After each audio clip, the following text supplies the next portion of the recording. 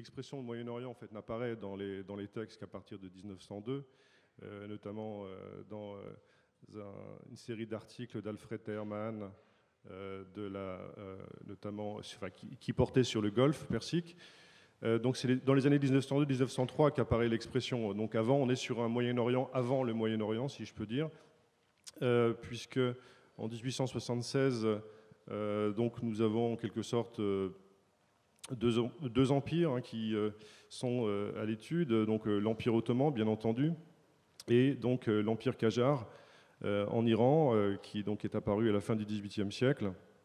Et donc, c'est la situation, le tableau de ces deux empires qui constitue en 1876 le point de départ de notre question. Alors, pourquoi commencer en 1876 ? Donc, pourquoi cette année ? Est-ce qu'elle correspond à une rupture particulière dans l'histoire de la région ? C'est évidemment l'année qui marque une transition politique importante dans l'Empire ottoman, puisque 3 sultans se succèdent la même année dans l'Empire ottoman. Abdulhamid II arrive au pouvoir cette année-là, il met en place une constitution,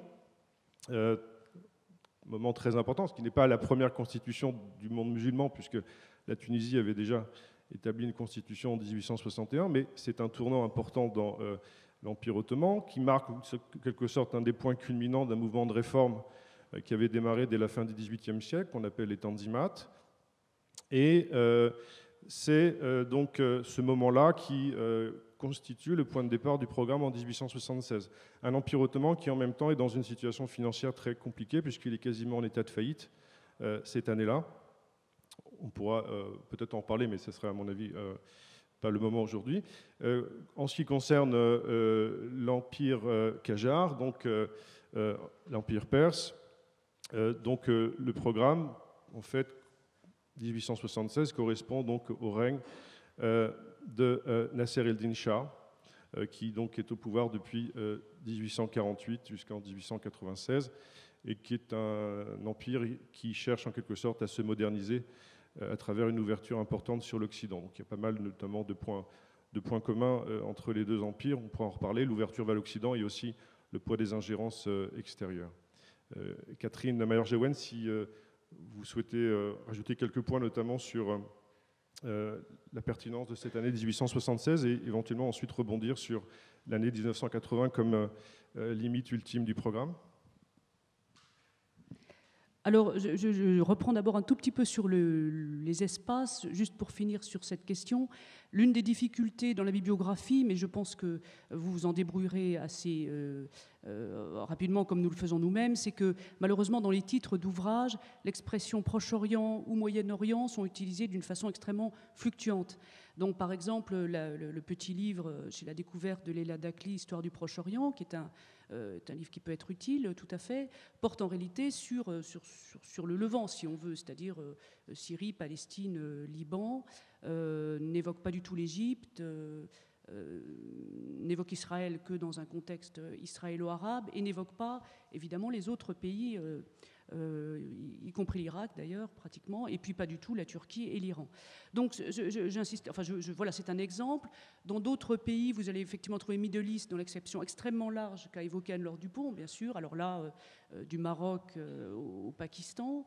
Et puis vous avez des interprétations encore différentes qu'on trouve notamment dans l'historiographie allemande, où comme le socle c'est Islamwissenschaft, c'est-à-dire donc islamologie. Bon, alors, il y a une espèce de compétence globale extrêmement large que je signale quand même parce que l'un des livres utiles là aussi en bibliographie, celui de Reinhard Schulze, qui était en allemand mais qui était traduit en anglais, et qui est un livre, alors qui comprend carrément aussi l'Afrique de l'Ouest et l'Indonésie. Enfin, je veux dire, là, il n'y a plus aucune limite. Mais donc il y a ces intersections dont il faudra être conscient. C'est pour ça que nous avons été extrêmement précis dans l'argumentaire en faisant carrément la liste des pays concernés, des pays aujourd'hui, évidemment, des pays dont les frontières des États que nous connaissons aujourd'hui. Et comme vient de le dire Stéphane Meissan à propos de 1876, évidemment, là, en 1876, on est dans une configuration impériale où les choses sont bien sûr différentes. Donc, si vous voulez, nous partons d'une définition qui est en fait de Moyen-Orient, qui est ancrée sur des États tels que nous les connaissons aujourd'hui, et puis nous projetons en quelque sorte ce Moyen-Orient un petit peu a posteriori sur 1876. Vous vouliez me faire dire quelques mots sur la date de 1980. Tout à fait. c'était plus difficile finalement de se mettre d'accord sur la date de fin que sur la date de début. Alors la date de début, parce que comme l'a dit Stéphane, 1876, bon, c'est quand même une date extrêmement importante dans l'histoire de l'Empire ottoman. Il y a une forme, mais même plus généralement, une sorte de forme d'accélération dans le contact avec l'Europe, dans les conflits. Bon. Et donc c'est une date qui est assez généralement reconnue, alors que pour la date de fin, on était d'abord parti, vous voyez, sur 1979, c'est-à-dire la révolution iranienne. Et puis nous nous sommes rendus compte que ça allait risquer de poser des vrais problèmes. C'est-à-dire, cette révolution iranienne, est-ce qu'on la prenait en compte ou pas du tout? En plus, elle a quand même changé de nature, devenant la révolution islamique au cours de l'année jusqu'en 1980. Donc, rajouter un an nous permettait d'une part de mettre le coup d'État en Turquie de 1980, d'autre part de donner sa place à la révolution iranienne, mais pas excessive, mais quand même de montrer cette mutation, et ainsi de pouvoir annoncer ce tournant, accomplir en quelque sorte ce tournant islamiste des années 1970, qui est très important, auquel nous ne voulions pas donner non plus une importance excessive, mais enfin qui est là et dont il faut tenir compte. Donc cette date de 1980 a paru plus pertinente, même si c'est moins imposé, encore une fois, que celle du début du programme. Si vous permettez, je renchéris sur ce point du terminus ad quem 1980. En fait, nous voulons que la constitution de la République islamique soit connue des candidats. S'arrêter à 1979, ça veut dire que des préparateurs se seraient arrêtés à 1978. La révolution islamique, la révolution iranienne et l'avènement de la République islamique, la révolution elle-même n'est pas islamique ou pas qu'islamique, la révolution iranienne et l'avènement de la République islamique doivent être connus pour les raisons qu'a dites Catherine Mayer-Jaouen, et aussi parce que quand vous connaîtrez le programme, vous apprendrez qu'il y a eu une autre révolution en Iran, qu'il y a eu deux autres révolutions en Iran, en 1906 et 1909, qui ont permis au pays de se doter d'une constitution. Elles ont favorisé l'avènement d'une monarchie constitutionnelle. Et la révolution de 1978-79 se comprend en grande partie par rapport à celle de 1906 et 1909. Je ne dirais pas qu'elle achève celle de 1906 et 1909, mais elle relance des débats, par exemple sur le nom même, la qualification même du Parlement iranien, qui avait déjà eu lieu en 1906 et 1909. Donc on a considéré qu'une bonne connaissance de la révolution et de l'avènement de la République islamique donnerait un éclairage intéressant au programme. Et aller jusqu'à 1980 permet d'englober cela. Et puis à bien des égards, c'est un tournant, et la guerre Iran-Irak est malheureusement un tournant très important et très grave dans l'histoire de la région. Merci. Avant de passer au thème, donc je préciserai simplement que quand on parle de l'année 80, la limite extrême pour nous correspondrait plutôt au mois de septembre 1980, puisque c'est en septembre 80 que deux événements donc majeurs ont lieu. D'une part, donc, le coup d'État en Turquie, du général Evren, qui constitue probablement le coup d'État militaire le plus brutal dans l'histoire de la Turquie multipartiste, puisqu'il y a eu deux autres coups d'État précédemment, en 1960 et 1971. Et puis, donc, 10 jours après, l'invasion donc, de l'Iran par Saddam Hussein, notamment du Khoudjistan, cette province arabophone et pétrolifère, qui sera donc à l'origine de la guerre Iran-Irak, que l'on dénomme, enfin que l'on appelle trop abusivement parfois dans certains manuels scolaires la guerre. Enfin, je veux dire, on a tendance souvent à qualifier de première guerre du Golfe la guerre de 90-91, alors qu'en fait, la première guerre du Golfe, c'est véritablement cette guerre Iran-Irak de 80-88, pardon. Donc, nous allons maintenant essayer de proposer, disons, les grandes thématiques à l'intérieur d'un cadre chronologique que vous avez ici au tableau, alors qui est un cadre chronologique assez commode parce que ça permet de présenter des découpages de cette période, mais un cadre chronologique en même temps qui pose un certain nombre de problèmes, puisqu'on verra qu'il y a des problèmes de continuité ou de discontinuité. Alors, pour commencer, peut-être à discuter sur les grandes thématiques, donc la période 1876-1914, que certains manuels, notamment le Moyen-Orient par les textes, qualifient de temps des réformes, est une période importante dans l'histoire du Moyen-Orient, puisque vous avez des thématiques qui sont des thématiques centrales de la région. Donc je les présente rapidement. Donc la question de la mondialisation des échanges donc, au Moyen-Orient, la question du renforcement des États et des moyens de gouvernement, la question du développement des impérialismes européens, des nationalismes, des idéologies des mouvements révolutionnaires, la question des mutations sociales, la question aussi des réformismes, on en reparlera probablement, et les questions communautaires dans cet empire à la fois multiethnique, enfin, l'Empire ottoman et l'Empire qajar, qui sont à bien des égards souvent des empires multiethniques. Donc sur ces thématiques-là, est-ce que Catherine Mayer-Jaouen, vous voulez rebondir, éventuellement recentrer sur des points qui vous semblent particulièrement importants? Tous les points sont importants. C'est une période de fait très importante. C'est-à-dire qu'en fait, cette question d'agrégation, il y a un siècle, vous avez 50 ans d'histoire ottomane, en gros, et 50 ans d'histoire post-ottomane, bon, schématiquement. Et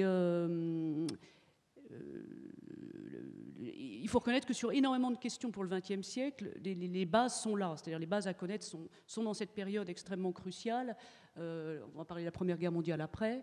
Alors, je pense qu'il y a des questions sur lesquelles les étudiants seront plus à l'aise parce que c'est des choses ou les préparateurs aussi d'ailleurs. Donc, les questions de développement des impérialismes, mondialisation des échanges, je pense que ça, ce sont des choses sur lesquelles quand même il existe une bibliographie développée en français, accessible, des choses qui ont déjà été vues dans des cours parfois en licence.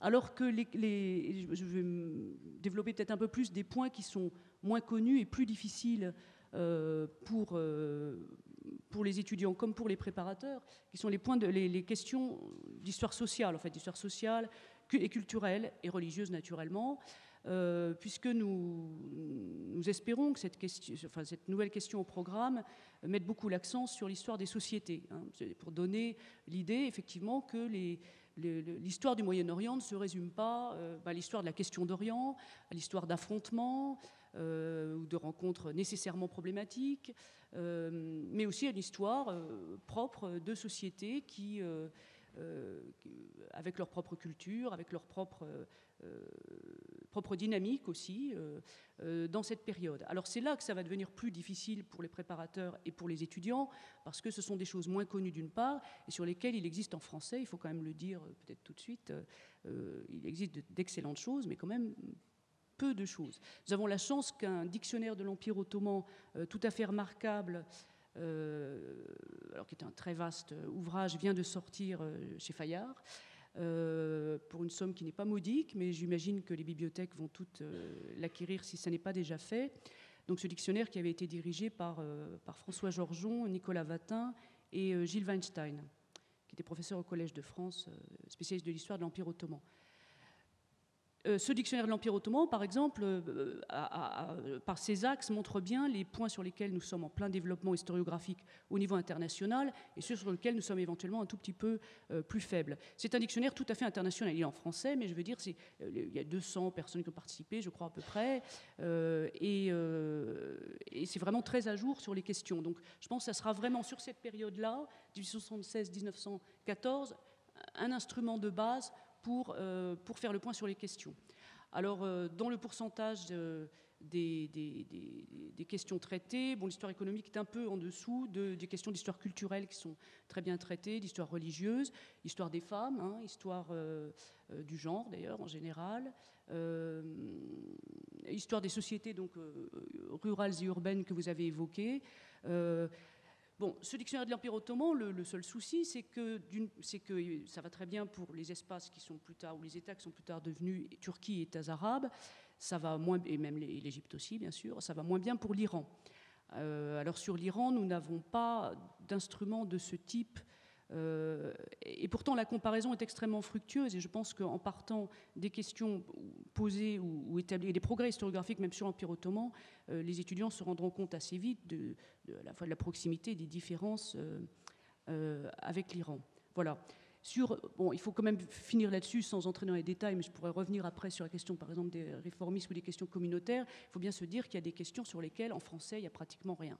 Donc c'est l'anglais, hein, ça va être l'anglais, grosse bibliographie en anglais, et pour ceux qui ont la chance de le lire, l'allemand aussi, il faut dire ce qui est. Pour l'Iran, on pourrait peut-être signaler l'Encyclopédia Iranica, éventuellement, qui, en anglais, qui est assez...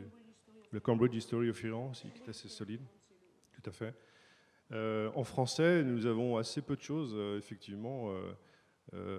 Donc, Yann Richard a beaucoup travaillé sur cette région-là. Mais il est vrai que l'historiographie anglo-saxonne et de plus en plus aussi allemande est importante aujourd'hui à prendre en considération. Alors, dans ces thématiques-là, donc vous voyez, très variées, l'idée c'est véritablement de croiser à la fois de l'histoire politique, de l'histoire économique, de l'histoire sociale, de l'histoire culturelle, l'histoire des idées. Et justement, la fin du 19e siècle dans l'Empire ottoman correspond à un moment très très important d'effervescence culturelle, d'effervescence intellectuelle, autour notamment de la question de la Renaissance arabe, de la question du réformisme musulman. Et sur ce sujet-là, Anne-Laure Dupont, peut-être que vous pouvez nous donner quelques précisions. Mon Dieu. Tous ces concepts de réformisme et de renaissance doivent être évidemment interrogés, et ce n'est pas le lieu de le faire. Ce que je puis dire, c'est qu'en effet, dans les travaux, notamment sur le monde arabe, il y a un mot qui va revenir comme un serpent de mer, qui est le mot de Nahda, qu'on traduit généralement par renaissance, et que les auteurs arabes qui l'employaient au XIXe siècle considéraient en effet comme un équivalent de renaissance. L'un des grands intérêts de la question que nous avons mise au programme est de rappeler qu'il n'y a pas qu'une renaissance arabe, il y a toutes sortes de renaissances dans la région. Chaque peuple a sa renaissance, les Arméniens ont leur renaissance, les peuples des Balkans ont leur renaissance, les Juifs ont leur renaissance. Il y a une renaissance de la langue hébraïque qui fascine d'ailleurs les intellectuels arabes, qui voient bien la parenté avec ce qui est en train de se passer chez eux, et qui, ajouté au développement de la colonisation juive en Palestine et à la structuration du mouvement sioniste à travers l'Organisation sioniste mondiale, se rendent bien compte qu'ils ont affaire à un nationalisme juif extrêmement efficace et dont, par conséquent, ils se méfient, à propos duquel ils alertent les autorités ottomanes quand il y a un parlement après 1908. Donc la Nahda, je ne pense pas qu'il faille l'étudier en tant que telle, il faut la prendre comme une catégorie du discours nationaliste et étudier les origines de ce nationalisme, terme lui-même à prendre au sens large quand on parle de nationalisme pour la période avant 1914, et là il y a débat d'ailleurs dans l'historiographie sur le sujet. On ne parle pas forcément de revendication d'indépendance, ni même d'autonomie culturelle. Ce qu'on appelle nationalisme, c'est aussi la conscience qu'il existe un peuple arabe ou un peuple égyptien ou un peuple turc. Et en général, cette conscience culturelle ou ethnique s'ajoute à d'autres. On est à la fois nationaliste arabe au sens où on pressent qu'il existe une nation arabe et où on œuvre en tant qu'intellectuel à la construction de cette nation, et en même temps on se sent appartenir à la nation ottomane, et en même temps on reconnaît une certaine spécificité à la montagne libanaise. La notion de réformisme n'est pas beaucoup plus satisfaisante que celle de renaissance, bien que je la trouve plus opératoire, parce qu'il y a effectivement dans cette période des réformes étatiques et aussi développement d'un esprit de réforme. Des hommes politiques, des intellectuels réfléchissent à la façon de modifier les rapports entre les États et les citoyens. Le concept de société civile n'existe pas, mais c'est quand même cela qui est en gestation. Ils réfléchissent aussi à la façon de transformer l'individu par l'éducation, par la culture. On réfléchit aussi à la famille. On rentre dans une période d'élaboration d'une législation familiale, de code de la famille. Ça s'accompagne de débats sur ce qu'est la famille, sur la redéfinition de la famille comme micro-société, comme cellule de base de la société. Il y a même une ambition de réformer le caractère. C'est lié à une très vieille notion qui est islamique, en fait, qui est la notion d'akhlaq. Donc l'idée de transformer, l'idée de réformer, l'idée d'amender, l'idée de purifier, elle existe bien. Est-ce que l'on peut pour autant parler de réformisme comme quelque chose de figé? C'est problématique, d'abord parce qu'il y a toutes sortes de façons de penser cette transformation de la société, des mœurs, du caractère, de la religion aussi, et parce que les gens font de la réforme sans se définir forcément eux-mêmes comme réformistes, et puis ils sont partisans du changement dans un domaine, mais pas forcément dans le domaine voisin. Donc il faudra se méfier de ces catégories. Finalement, derrière Renaissance et réformisme, ce à quoi il faut s'intéresser, c'est à l'histoire culturelle, à l'histoire des intellectuels, à l'émergence éventuelle de cette catégorie d'intellectuels et des mots pour le dire dans les différentes langues orientales. Et puis, il y a une question tout à fait fondamentale que peut-être Catherine Jaouen développera, qui est la question de l'imprimerie. Parce que tout ça n'existerait pas si l'imprimerie ne se généralisait pas dans la période que nous allons étudier, en favorisant la diffusion de nouvelles idées. Ça ne veut pas dire que le livre manuscrit a disparu. Il y a des gens qui continuent à diffuser leurs œuvres sous une forme manuscrite, sans passer par l'imprimerie, mais quand même le fait majeur au XIXe siècle, et spécialement après 1876, c'est l'imprimerie, c'est la diffusion du livre imprimé, c'est la naissance en Égypte ou à Istanbul de grandes maisons d'édition, dont certaines existent toujours.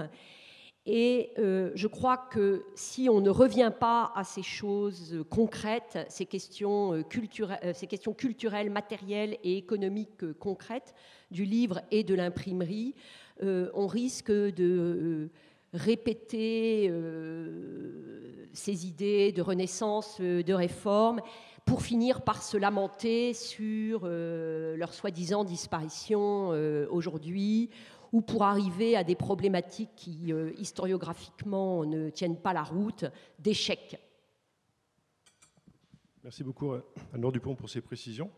Alors, on passe maintenant à une deuxième sous-période qui nous intéresse particulièrement. Oui, d'accord.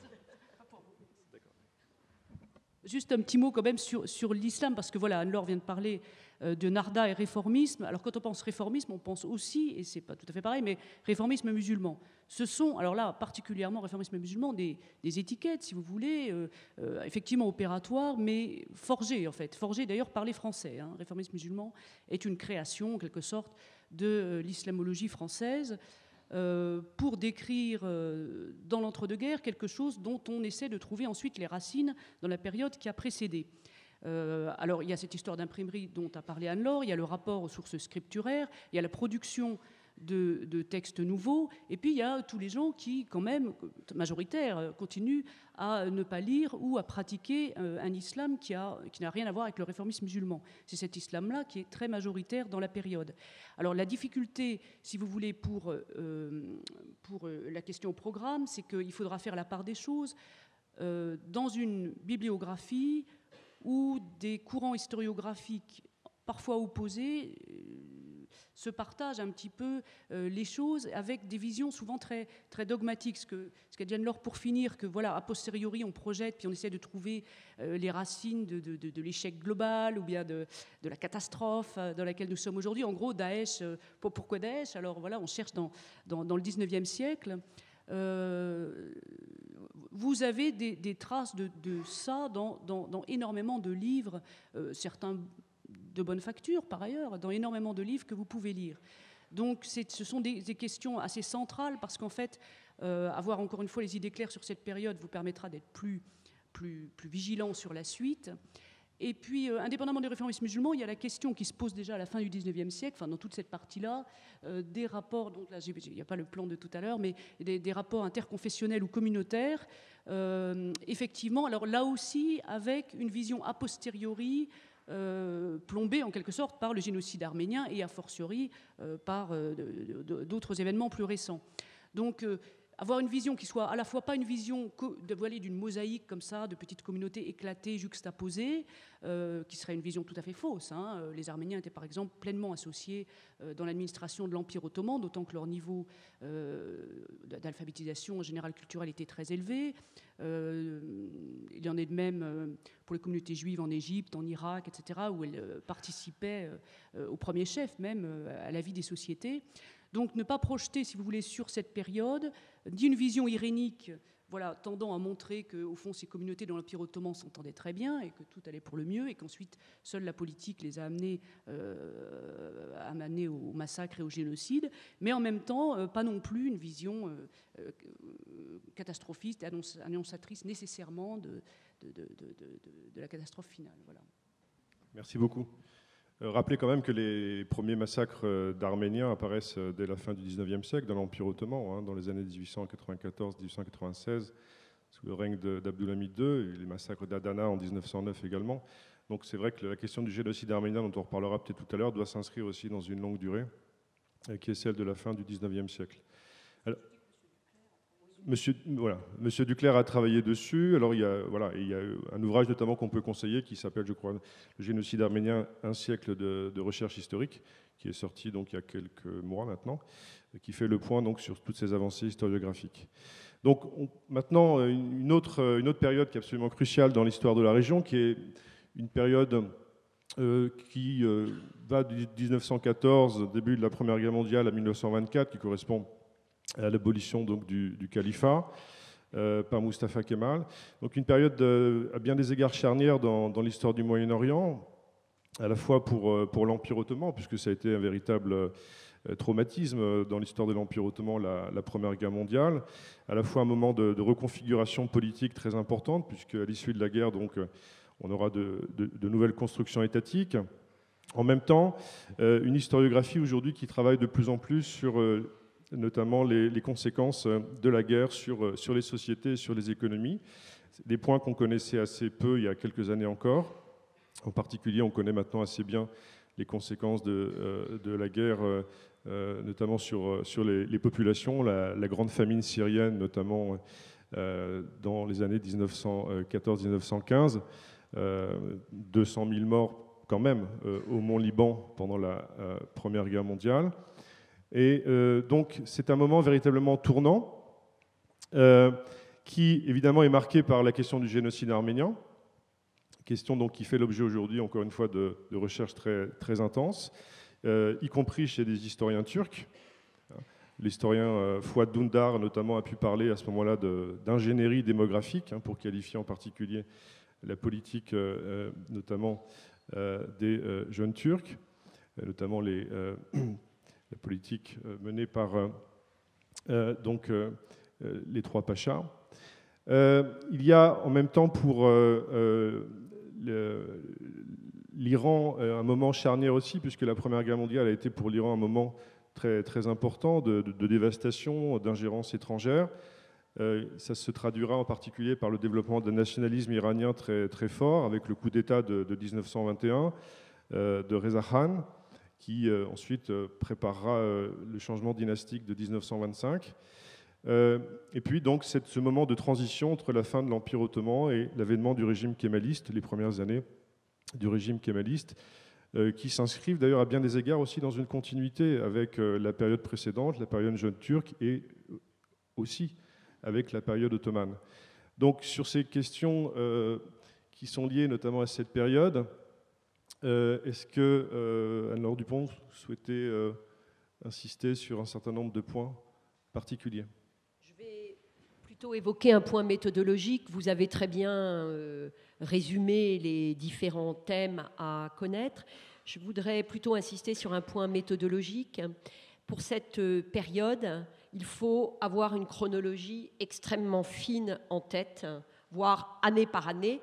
Ça ne veut pas dire évidemment que les épreuves consisteront à rétablir une chronique, ça n'aurait aucun intérêt, mais on se prive de toute compréhension si on confond ce qui se passe en 1914 et 1916, si on confond la situation en 1918 et en 1920.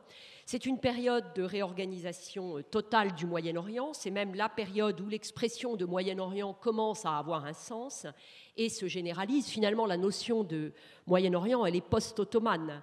L'expression se généralise quand l'Empire ottoman cesse d'exister. Là, il faut avoir une chronologie très fine en tête, ce qui n'est pas si difficile parce que c'est un chapitre de l'histoire du Moyen-Orient qui est maintenant assez bien connu, qui est assez bien traité dans les manuels. Il y a un livre en anglais récent qui vient de sortir de Eugene Rogan, qui est maître de conférence à Cambridge. Ça s'appelle The Fall of the Ottomans. C'est d'une clarté limpide. En revanche, ça reste une chronique. Donc, en fait, c'est pratique quand on a déjà une vue d'ensemble du sujet, parce que ça permet de réviser. Si on ne connaît rien, il ne faut pas commencer par là, parce qu'on est vite complètement noyé. Mais enfin, il y a une bibliographie, il y a des manuels, donc il ne faut pas trop s'affoler. Mais j'attire l'attention sur la nécessité d'une chronologie très très fine pour cette période. Et je signale aussi qu'il se passe dans la région la même chose qu'en Europe. La Première Guerre mondiale est aussi décisive pour le Moyen-Orient qu'elle l'est pour l'Europe, parce qu'elle aboutit, pas exactement avec la même chronologie, à la même conséquence, la disparition des empires et l'avènement de nouveaux États, parce qu'elle a des effets qu'évoquait Stéphane Malsheim sur les populations qui sont considérables. Nous parlons du CAPES et de l'agrégation. Je n'ai pas regardé, je l'avoue, récemment de manuels scolaires, mais il y a quelques années, quand j'étais notamment professeur dans le secondaire, j'étais absolument effarée de l'absence du Moyen-Orient. Je me souviens par exemple d'un petit document dans les pages sur la Première Guerre mondiale qui présentait les 14 points de Wilson, qui résumait les fameux 14 points de Wilson. Ils y étaient tous, sauf le 12e, qui concerne les populations de l'Empire ottoman, à qui Wilson promettait une sorte d'indépendance, en tout cas d'autodétermination. Et je me suis dit que sans doute le seul nom de l'Empire ottoman avait fait peur aux collègues qui avaient préparé ce document. On lit aussi beaucoup que le Moyen-Orient, que les fronts du Moyen-Orient sont des fronts secondaires de la Première Guerre mondiale. Ce n'est en effet pas au Moyen-Orient que la guerre se gagne, que la guerre entre les puissances de l'Entente et les puissances centrales se gagne.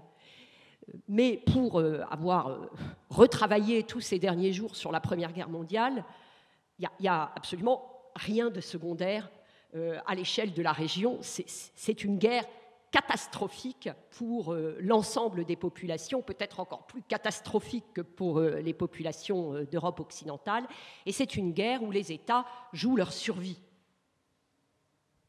Merci. Je rebondirai juste sur ce que vous venez de dire. Pour ce qui concerne la révolte arabe, par exemple, de 1916, les historiens maintenant s'accordent de plus en plus à dire que l'aspect militaire de la révolte est absolument secondaire. Ce qui compte, c'est davantage l'aspect politique. D'une part parce qu'elle met en évidence les deux grands projets de l'époque, le projet français de créer une Syrie et le projet anglais d'une Arabie. Et d'autre part parce que cette révolte arabe maintenant est de plus en plus présentée comme une sorte de, si vous voulez, de réponse au projet de djihad mené par le calife ottoman, donc une sorte de contre-djihad. Du coup, l'aspect politique de la révolte arabe de 1916 tend à supplanter l'aspect particulièrement militaire. À noter d'ailleurs que cette révolte fait suite chronologiquement en fait, à l'exécution d'un certain nombre de notables arabes, notamment à Damas et à Beyrouth. et que donc il faut évidemment bien la recontextualiser. Juste un mot sur le coup d'État de 1921 en Iran. On a assez peu de sources en fait iraniennes hein, sur ce coup d'État, mais il y a quand même un renouveau assez récent hein, sur ces questions-là. En particulier une thèse en allemand donc d'un monsieur qui s'appelle Oliver Bast, hein, qui n'est pas encore traduite, mais qui a vraiment énormément fait évoluer les recherches sur cette question-là. La publication récente, notamment par Yann Richard, notamment d'un journal qui est celui de l'attaché militaire français en Perse à l'époque, et notamment d'une femme de diplomate, Hélène Opnaud, hein, ça s'appelle Regard français sur le coup d'État en Perse en 1921, et donc on a maintenant un aperçu assez, je dirais pas exhaustif, mais disons assez intéressant, à partir de sources, c'est vrai, surtout occidentales, sur ce coup d'État. Catherine Mayer-Jaouen, si vous voulez. Rapidement, pour dire que, à propos d'Oliver Bast, qui vient d'être élu professeur à Paris 3, donc comme ça vous pourrez suivre ses cours éventuellement l'année prochaine. C'est la première fois depuis très longtemps que nous avons un professeur d'histoire de l'Iran contemporain de nouveau en France. Juste un point à propos de la Première Guerre mondiale, je crois qu'il y a deux choses à ajouter. D'abord l'aspect démographique, bon, Anne-Laure l'a dit, guerre catastrophique. On n'avait pas parlé pour la période fin 19e siècle, mais c'est vrai que c'est des périodes d'évolution démographique très rapides sur lesquelles voilà, on attendra que les étudiants soient tout à fait à jour. L'autre point, c'est que la plupart des histoires du Moyen-Orient commencent en réalité à peu près avec la Première Guerre mondiale. Ce qui est un petit peu un problème parce que du coup, effectivement, ces définitions étatiques ou nationales, y compris chez des historiens occidentaux, mais enfin, l'historiographie, si vous voulez, est très, très grevée, très empesée, voilà, du poids de ces historiographies nationales et identitaires aussi. C'est-à-dire que voilà, on montre que le Liban voilà, a toujours existé, aurait dû exister, devait exister nécessairement. Par exemple, je dis le Liban, mais c'est vrai d'à peu près tous les États de la région. Alors que finalement, ces choix, y compris les choix de nationalité, les orientations politiques, se sont faits dans la douleur au moment de la Première Guerre mondiale ou à l'issue de la Première Guerre mondiale. Et cette génération, d'ailleurs, des gens qui ont vécu entre la fin de l'Empire ottoman, la Première Guerre mondiale, l'entre-deux-guerres, sont des gens qui ont fait des choix rapides, d'ailleurs, dans un contexte de grande violence. Je pense que voilà, l'une des difficultés, ça sera ça aussi, ça sera de ne pas être victime d'historiographies nationales qui sont souvent nationalistes et qui pèsent malgré tout dans ce que nous pouvons lire souvent, y compris en français, et d'avoir cette vision dynamique, si vous voulez, évolutive, de construction identitaire nationale et étatique qui se sont faites au moment de la Première Guerre et puis qui débouchent sur l'entre-deux-guerres. Merci. Donc, troisième sous-période, si j'ose dire, qui est proposée donc, dans la périodisation d'ensemble de cette question, donc les années 1924 à 1948, donc de l'abolition du califat, je dirais à la veille de la proclamation de l'État d'Israël. C'est aussi une période très très importante, évidemment, comme toutes les périodes. Dans cette période, beaucoup de travaux récents ont permis aussi de renouveler les approches.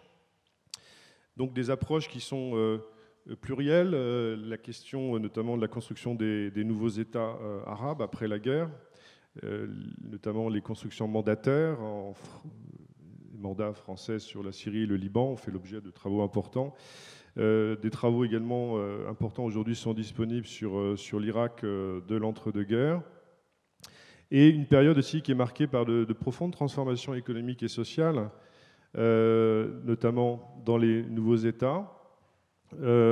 Paradoxalement, c'est une période un peu contradictoire, puisque d'un côté, notamment dans la région, le revenu par tête n'a pas tellement progressé dans l'entre-deux-guerres en raison à la fois des conséquences de la Première Guerre mondiale et aussi notamment des conséquences de la crise des années 20 et des années 30.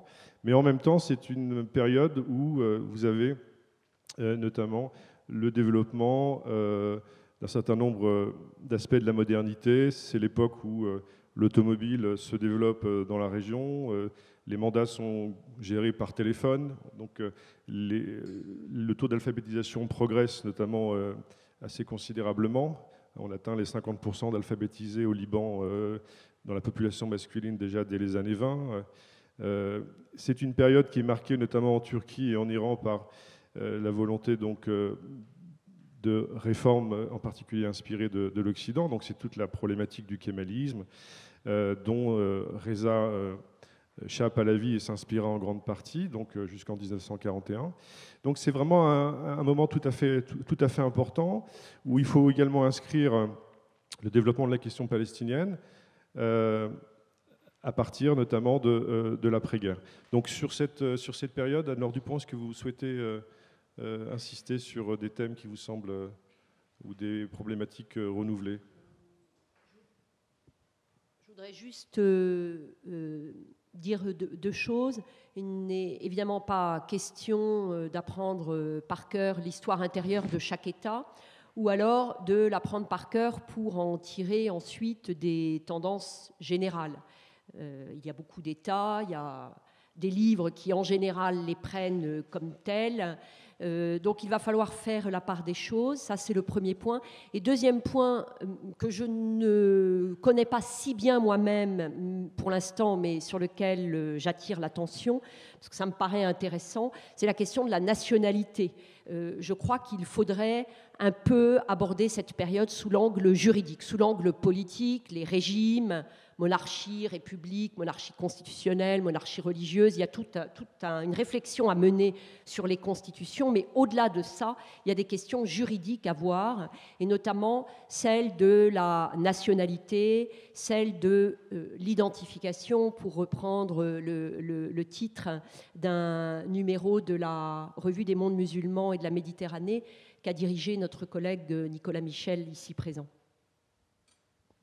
Oui, tout à fait. C'est l'époque où un certain nombre d'États se construisent contre leur société, hein, comme l'a bien montré notamment Pierre-Jean Louisard à propos du cas de l'Irak. Et ce sera évidemment très très lourd de conséquences pour la suite. Et Catherine Mayer-Jaouen, est-ce que vous souhaitez rajouter quelque chose? Très rapidement. Sur oui, les identités, la construction des nationalités, effectivement les aspects juridiques.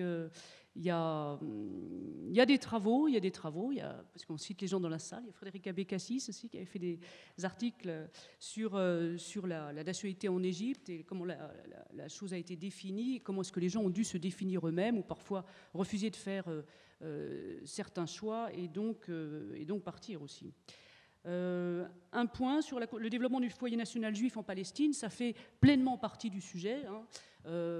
Ça faisait partie du sujet aussi dans la phase précédente, c'est-à-dire que voilà, la création de Tel Aviv,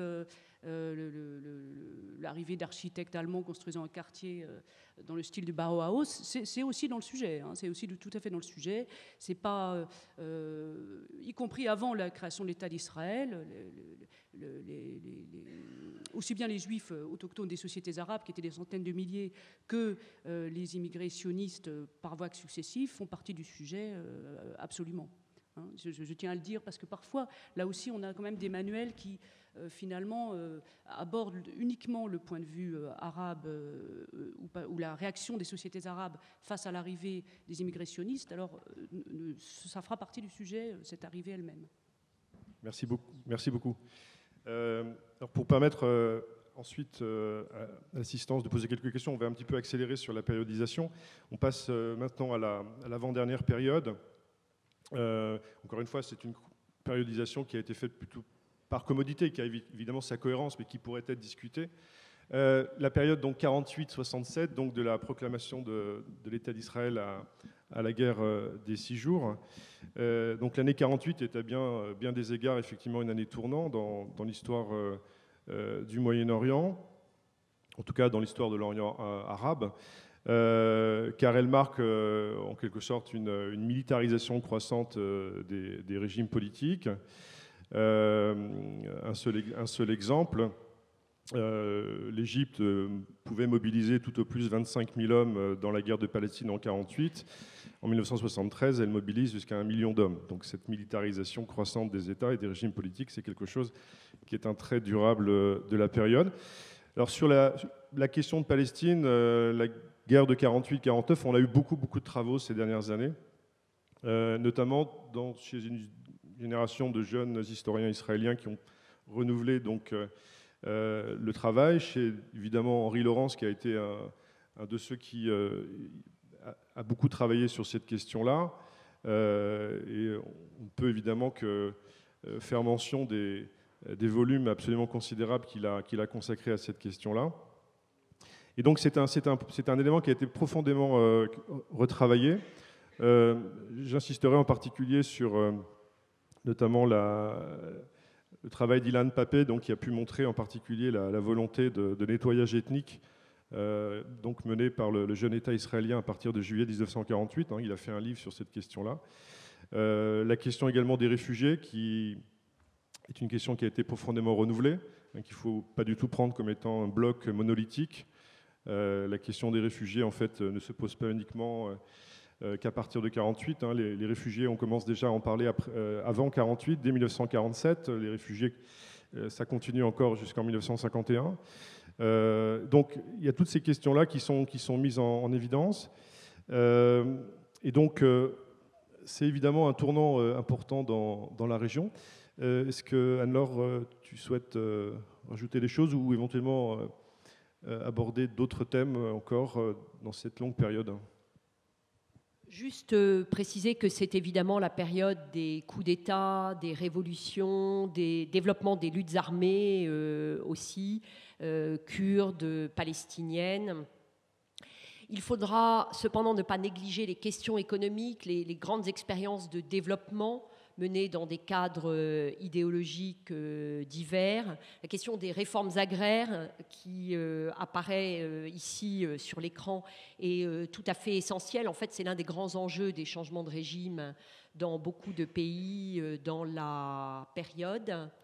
Et puis, dernier point, bien que, évidemment, l'accent doive être mis ici sur la révolution, il faut aussi se préoccuper de ce qui se passe avant les changements de régime. Par exemple, en Irak, le changement de régime, il n'est qu'en 1958. Et il y a des choses très, très intéressantes qui se passent avant, qui sont maintenant là aussi assez bien étudiées. On recommence à donner du poids aux expériences monarchiques d'avant les changements de régime en Égypte et surtout en Irak.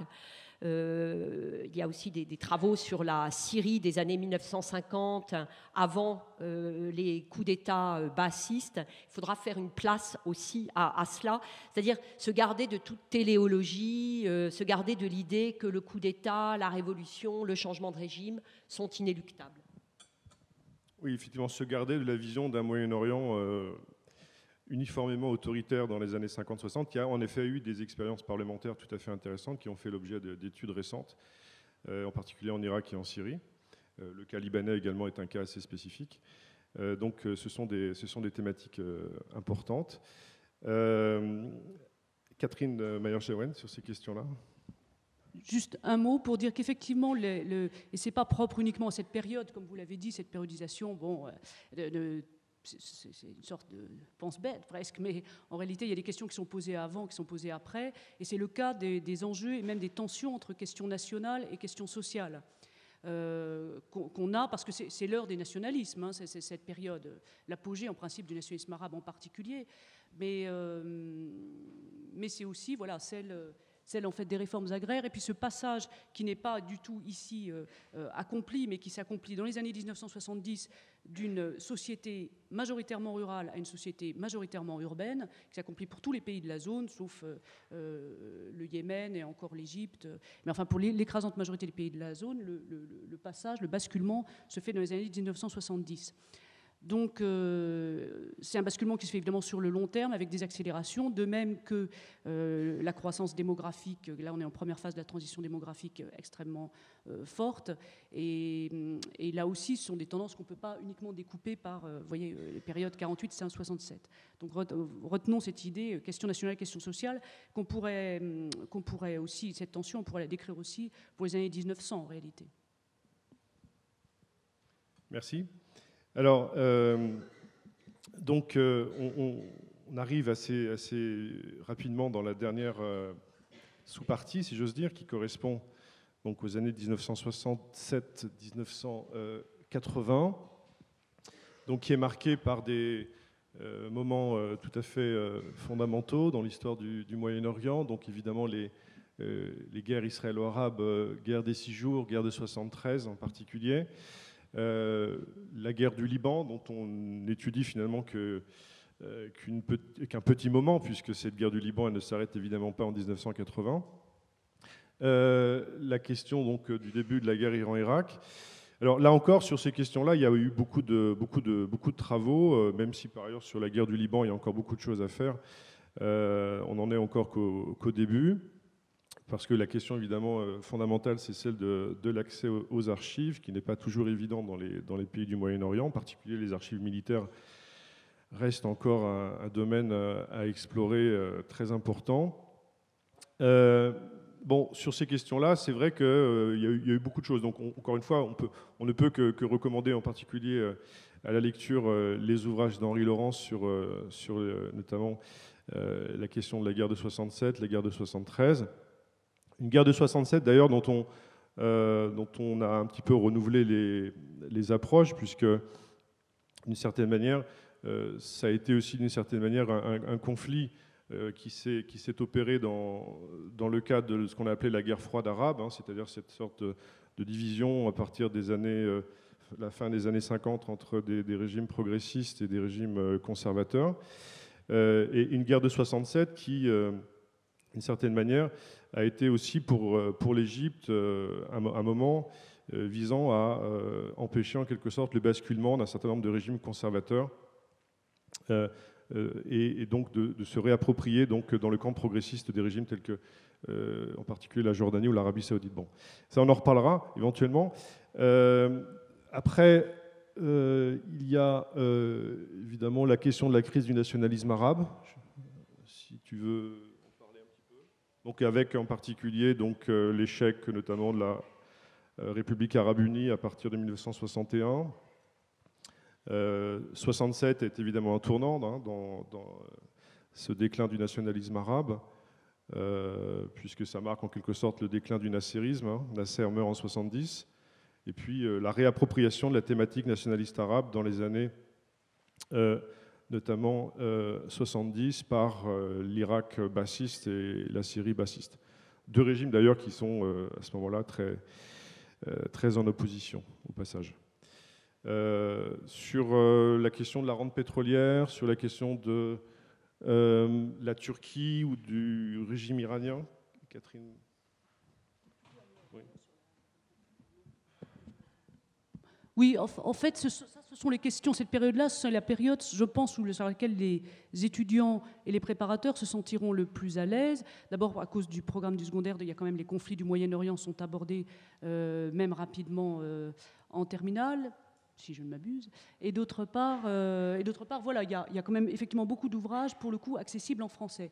Je dirais que c'est la grande période, d'abord d'une réflexion sur l'échec de 67 pour les Arabes, mais pas seulement, c'est au-delà, de radicalisation des enjeux, c'est la grande période de la gauche arabe, en fait, hein, mais aussi en Turquie, mais aussi en Iran, avec une grande effervescence intellectuelle, d'une jeunesse qui est de plus en plus nombreuse, de plus en plus instruite.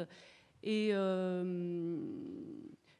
donc, alors là, on n'est plus dans la tension question nationale, question sociale, on est plutôt dans la question entre voilà, les régimes d'une part, et puis cette jeunesse revendicatrice alors il y a ce versant de la jeunesse de gauche qui est de plus en plus connu, de mieux en mieux étudié, et puis par ailleurs d'une jeunesse islamiste également, puisqu'on n'attend pas 1979 évidemment pour découvrir que les islamistes jouent un rôle important. Alors sur la question des islamistes, ça va être une question difficile, parce que là aussi c'est un terme, exactement comme ce qu'on a dit tout à l'heure sur réformisme musulman, c'est un terme passe-partout, une espèce de fourre-tout, si vous voulez, dans lequel sont rangés beaucoup de courants. Mais c'est vrai que l'une des difficultés de la période, ça va être de montrer que également non seulement l'indépendance des États du Golfe, mais en fait la montée et le poids grandissant des États du Golfe à cause du premier choc pétrolier, et puis d'une politique très active de la part notamment de l'Arabie Saoudite, une politique de propagande au niveau mondial, hein, avec déjà dans les années 60, avec la Ligue islamique mondiale, l'organisation de la conférence islamique, un poids croissant dans les sociétés, dans les États de la région. Et c'est pour ça aussi que donc nous étions arrêtés d'abord en 79, finalement en 80, pour montrer qu'il y a eu ce basculement qui était très rapide à l'époque, d'un discours qui était un discours de lutte de classe, un discours marxiste, un discours de gauche, et qui est passé en très peu de temps en fait, et parfois d'ailleurs les mêmes, enfin même souvent les mêmes, passé à un discours voilà, prenant le djihad ou utilisant une phraséologie islamique, sachant que la révolution iranienne n'a pas, même si elle n'a pas entraîné d'autres révolutions du même type dans la région, ça a été dit à l'époque comme une sorte d'échec, mais en réalité, c'est une révolution qui a marqué et qui a même parfois enthousiasmé des courants radicaux, pas nécessairement islamiques d'ailleurs, y compris dans le monde arabe et dans le monde sunnite. Je dis ça parce que là aussi, toute projection a posteriori des conflits sunnites-chiites, voilà, que vous lisez tous les jours dans le journal, serait... C'est évidemment un tournant dans la question de l'humiliation croissante, notamment du clergé iranien, la révolution de 1906, et de ce sentiment donc, de développer un nationalisme que, en tout cas, le régime du Shah n'avait pas pu mettre en place, qui se conjugue pour aboutir à cette révolution de 79. Donc, encore une fois, ça nous montre que la question des permanences et des continuités questionne en quelque sorte la périodisation que nous proposons ici, qui est une périodisation très commode, mais qui effectivement ne résiste pas parfois à un certain nombre de réflexions transversales. Alors, ce qu'on peut-être maintenant peut essayer de proposer, c'est quelques conseils, puisqu'il nous reste assez peu de temps, quelques conseils bibliographiques pour les étudiants donc, qui souhaiteraient démarrer assez rapidement l'étude de cette question. Et puis si vous avez ensuite quelques questions à nous poser, donc on pourra essayer d'y répondre. Donc sur la bibliographie, alors vous n'avez pas encore de bibliographie qui est sortie officiellement. Elle sortira, je crois, en juillet, officiellement dans la revue Historien-Géographe, qui est la revue officielle, académique officielle, dans laquelle généralement sortent les bibliographies pour les concours. Elle est, je crois, quasiment terminée maintenant, ou en tout cas en voie d'être finalisée. Donc peut-être quelques conseils pratiques pour un démarrage rapide. Catherine Mayer-Jaouen. Alors d'abord, il faut dire que cette bibliographie est mise en œuvre principalement par Philippe Petria, notre collègue de Paris 1, qui est membre du jury de CAPES, je crois, oui. Mais c'est une œuvre effectivement collective, difficile à faire parce qu'en réalité, finalement, c'est en la faisant d'ailleurs qu'on s'en rend compte, il n'existe pas de bibliographie en français de référence. Les auteurs des ouvrages les plus généraux citent ce qu'ils ont chez eux ou ce qui leur plaît, et c'est parfois de très bonnes références, mais évidemment pour une bibliographie, pour une question de CAPES agrégation, il faut quelque chose de plus approfondi et qui aille au-delà du stade d'ouvrages généraux. Alors, je ne vais peut-être pas donner tous des titres comme ça, mais on peut en donner si nécessaire. Il y a un effort actuel qui est fait par beaucoup d'éditeurs, qui a déjà commencé avant l'histoire de CAPES agrégation. Il y a par exemple l'histoire de l'Égypte contemporaine par Anne-Claire de Gaffier-Bonneville, qui vient de sortir chez chez Champ Flammarion. Oui. Là, au moins, c'est pas cher. Donc, il y a un effort qui était déjà certainement en œuvre.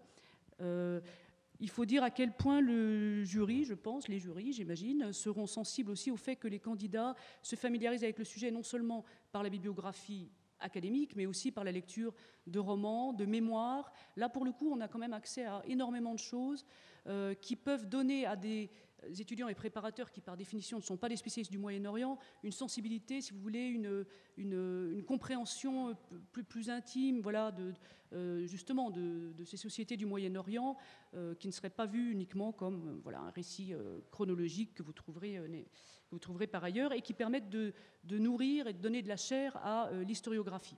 Donc ces romans, ces autobiographies, ces souvenirs, et puis aussi des films. Alors là aussi, on a la chance en France quand même d'avoir, plus que dans d'autres pays européens, un paysage cinématographique actif qui nous permet d'avoir accès à beaucoup de films, y compris en DVD, pour avoir une vision même d'ailleurs réelle, enfin des paysages, des milieux, le cadre dans lequel tout ça se passe. Voilà. Je peux donner d'autres conseils bibliographiques, mais pour le moment, c'est... Oui, tout à fait. Donc on a pour l'instant, c'est vrai, une bibliographie assez éclatée par aire régionale. On n'a pas du tout encore d'ouvrage sur le Moyen-Orient tel qu'on a défini tout à l'heure cet espace, mais donc ça va arriver assez prochainement. C'est vrai qu'une grande partie des ouvrages aujourd'hui sont quand même en anglais. Hein, si vous cherchez une histoire aujourd'hui la Syrie contemporaine ou de l'Irak contemporaine, il faut aller sur des ouvrages en anglais. C'est quand même une réalité. Il y a aussi quand même des biographies aujourd'hui qui se veulent des biographies qui sont des biographies scientifiques. Je pense en particulier à celle de François Georgeon sur Abdulhamid II, qui est vraiment l'occasion de revisiter, au-delà du personnage même d'Abdulhamid, toute la fin du XXe siècle ottoman jusqu'à la prise de pouvoir des jeunes Turcs en 1908. Donc ne pas négliger non plus cette approche-là. Je dirais aussi que la lecture de certain nombre de romans peut paraître aussi tout à fait intéressant pour nous. En particulier les ouvrages de Marfouz, par exemple, sur l'Égypte nassérienne, ou Ala El Aswani, par exemple, sur la période Farouk, son dernier ouvrage, sont tout à fait le bienvenu également. Ça fait partie également de l'appropriation, si j'ose dire, des thèmes du programme. La littérature. Alors ? J'ajouterai une recommandation que je donne à mes étudiants de licence quand ils n'ont aucune idée préalable du sujet, qui consiste à acquérir une culture générale sur l'islam. Il y a des choses que nous n'aurons pas le temps de rappeler dans les préparations, mais qu'il faut connaître. Il ne faut pas s'effrayer dès qu'on entend le mot sunnite, le mot chiite, le mot maronite, le mot druze. Il faut avoir quand même quelque idée de la culture globale dans laquelle les gens vivent. Donc le premier conseil que je donnerai, c'est d'avoir un minimum de culture religieuse, et notamment sur l'islam. Il y a des petits livres que je trouve assez utiles, par exemple celui de Sabrina Mervin dans la collection Champs chez Flammarion, qui s'appelle « Histoire de l'islam, doctrines et fondements ». Il y a aussi les travaux de Pascal Burési, qui est un historien médiéviste. Il a fait des petits ouvrages de vulgarisation que je trouve très bien. Géo-histoire de l'islam et une version abrégée dans la collection de la petite encyclopédie chez Larousse, sous le titre « Les mondes de l'islam, une foi des cultures ». Rien que le titre est très vivant et refuse tout essentialisme. Je crois que c'est la première chose à faire. Ensuite, en attendant la publication des manuels dédiés à la question du concours ou paraissant à l'occasion de la mise au programme de cette question, il faut effectivement avancer par aire culturelle ou par grands États. Je souscris à ce que vient de dire Stéphane Malsagne. La biographie d'Abdulhamid II par François Georgeon est tout à fait fondamentale. Ça se lit très bien, ça se lit comme un roman. C'est très clair et c'est une excellente approche de la fin de l'Empire ottoman. Abdulhamid II, c'est une chance pour les étudiants, a régné 30 ans.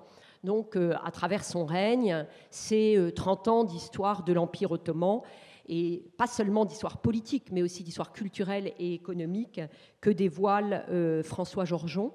Sur l'Iran, vous avez les travaux de Yann Richard, et puis Jean-Pierre Digard et Bernard Ourcade chez Fayard, et aussi chez Flammarion dans la collection Champs. Sur l'Égypte, donc, il y a cette synthèse qui vient de sortir par Anne-Claire de Gueffier-Bonneville. Je voudrais aussi évoquer un classique qui reste très utile, Albert Hourani, A History of the Arab Peoples, qui est traduit depuis longtemps en français sous le titre « Histoire des peuples arabes ». C'est un livre que je trouve très utile parce qu'il porte sur l'histoire des Arabes du 7e siècle à nos jours, donc évidemment remet à jour un certain nombre de choses à connaître. Il jette les bases de cette culture générale dont je parlais à l'instant, et en même temps les chapitres portant sur la période contemporaine, sur la période au programme, sont très dynamiques. Albert Hourani trace les grandes lignes politiques, économiques, sociales, culturelles de ce qu'il faut connaître. Je trouve que c'est une première approche très stimulante. Et évidemment, vous pouvez vous saisir de tous les romans qui existent. Il y a plein de romans traduits en français. J'en citerai deux que j'ai lus relativement récemment et que j'avais trouvé intéressants. Dans les meules de Beyrouth, qui est la traduction d'un roman libanais de Taoufik Awad. Dans les meules de Beyrouth est un roman écrit en 1972 qui évoque l'atmosphère à Beyrouth à la fin des années 1960 et qui était tout à fait saisissant, presque prémonitoire en fait, quant à la fois la grande animation culturelle et la dissension communautaire. Et puis un roman turc de quelque chose Altan, qui s'appelle L'amour au temps des révoltes, qui se situe en 1909, au moment de la contre-révolution de 1909, un épisode très important qui a entraîné la déposition d'Abdulhamid II. Et malgré ce titre qui pourrait paraître à l'eau de rose, L'amour au temps des révoltes, le roman est extrêmement suggestif. C'est un roman sur la culture, finalement, la culture des militaires jeunes turcs, la culture du comité Union et Progrès et la culture religieuse hostile au comité Union et Progrès. Et c'est aussi un roman qui montre le poids de cet épisode dans la mémoire turque et dans l'historiographie turque. C'est un épisode qui est très connu en fait des Turcs parce qu'il a eu des implications considérables. Puisque tu parlais de Taoufik Awad, on peut citer également son roman qui s'appelle Le Pain, qui est un roman très, très, très précieux pour comprendre la grande famine syrienne de 1915. Juste un mot pour la Turquie, on pourrait conseiller les ouvrages d'Hamid Bozarslan, puisqu'on n'en a pas parlé tout à l'heure. Tu as parlé de l'ouvrage d'Alber Hourani qui vient d'être réédité, là.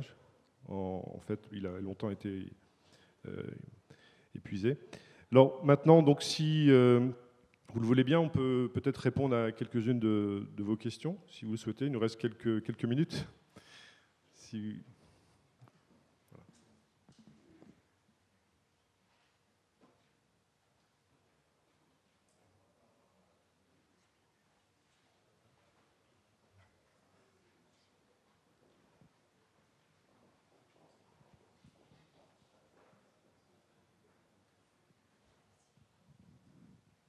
Bonjour, je me présente, je suis Pierre Horry, étudiant à l'université de Cergy-Pontoise.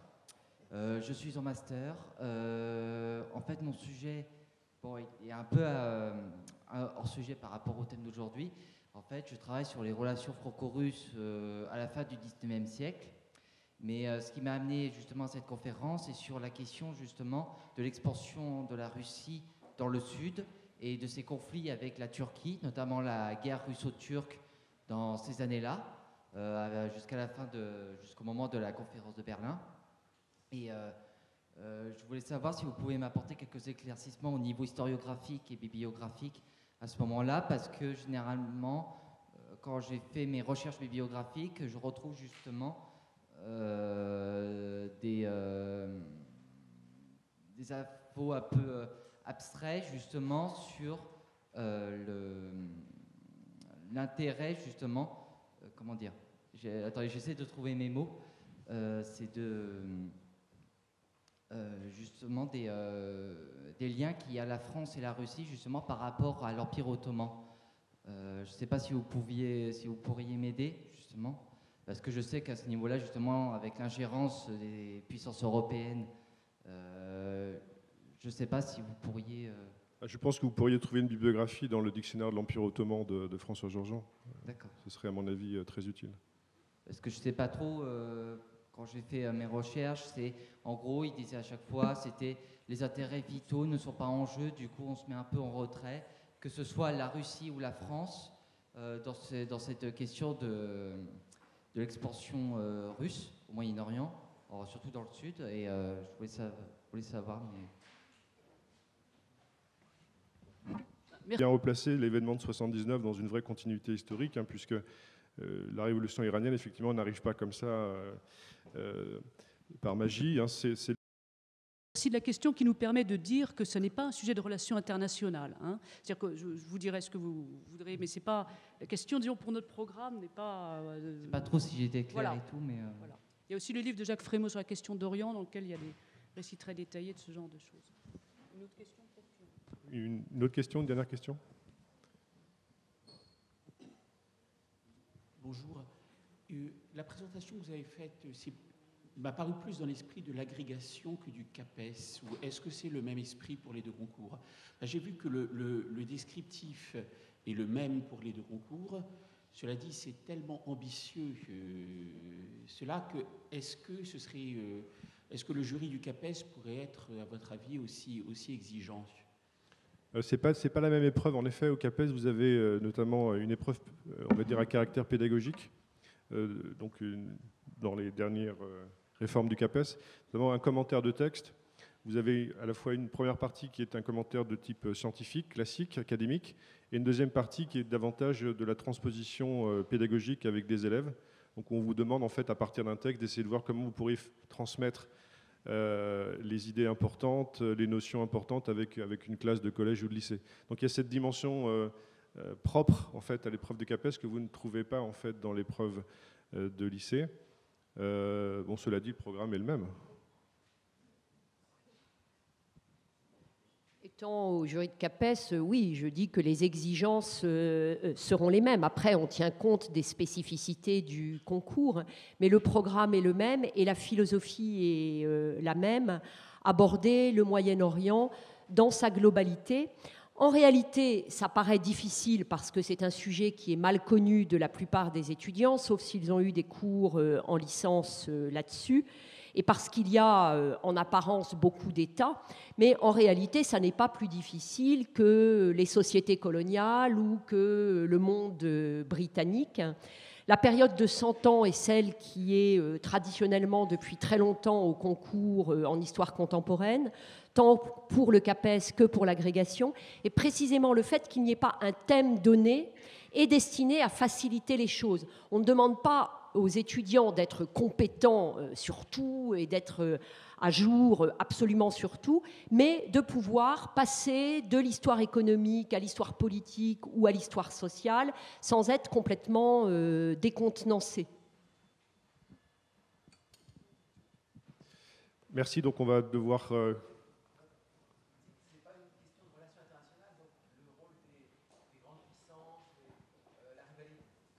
De guerre froide, par exemple, entre les États-Unis, l'URSS, tout ça, est-ce que c'est dans le sujet ou pas? On ne va pas prétendre qu'au Moyen-Orient, ça n'a aucune incidence sur ce qui se passe, c'est clair. Et de toute façon, l'argumentaire qu'on a montré le montrait aussi, c'est pris en considération. Mais ça n'est pas d'abord ça, parce que nous avons quand même des livres qui parfois ne voient le Moyen-Orient que sous cet angle, vous voyez ce que je veux dire. Non, nous sommes...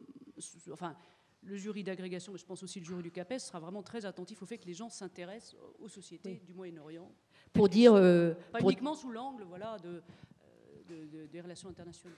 Pour dire les choses concrètement, on évoquait le CAPES à l'instant, il ne faut pas s'attendre à des questions type la crise de Suez, la conférence de la paix, le pacte de Bagdad. C'est pas comme ça que ce sera envisagé. Mais évidemment, si on ignore le pacte de Bagdad ou la crise de Suez, on ne comprend absolument rien à la guerre froide arabe qui, elle, est davantage dans le sujet, parce que les antagonismes politiques et idéologiques entre les États, ça fait partie du sujet pour le coup.